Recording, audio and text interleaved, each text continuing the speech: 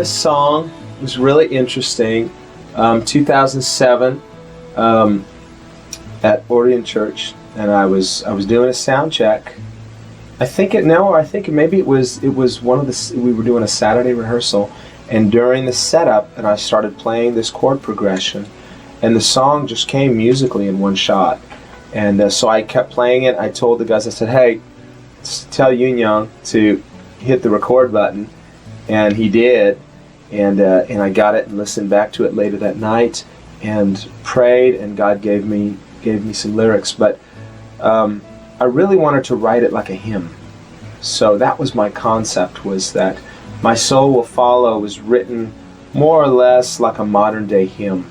And I wanted to, and even the verses themselves, I wanted them structured more like what I felt would be like an old style hymn.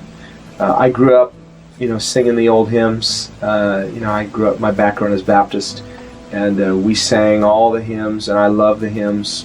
Some of them we sang so much, so they kind of got worn out, but still, in many ways, the classics, they never wear out, But this was my goal, and to write something that was both poetic, and I was really happy with, especially how the verses came out. I wanted to take my time with them. I wanted the verses to really be scriptural, but it's about that journey. It's about the call to follow. My soul will follow. There's a sense in which the Christian life requires a certain measure of outward obedience. I would just call, what I call outward discipleship, where you just have to obey. You have to do the right things. There's a discipline to discipleship. And we do the right thing because it's the right thing to do. Whether you feel like it or not, even when your flesh wants to do the other thing, there's a certain amount of discipline that we just do the right thing because it's the right thing to do.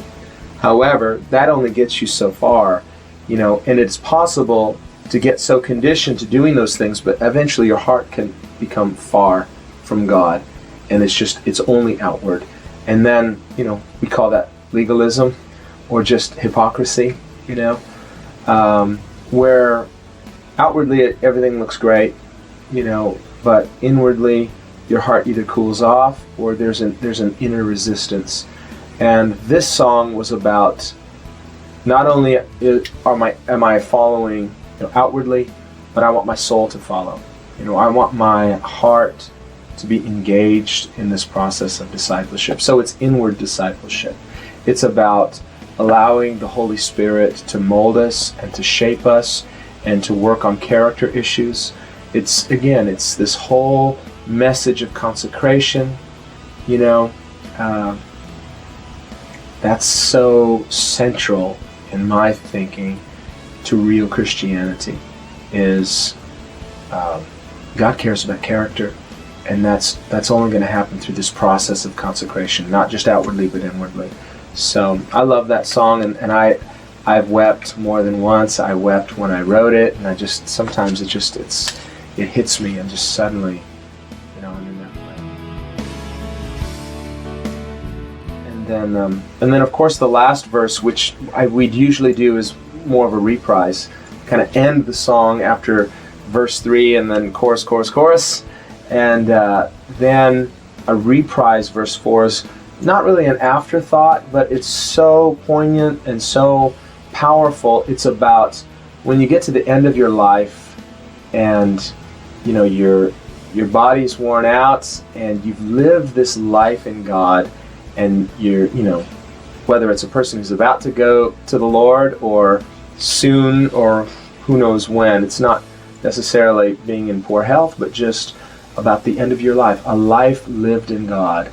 And that's what that line means, when at last my eyes can see no more. Whether a person is just, their eyes are dimmed through old age, or they're at the end of their life, or they're about to go to God.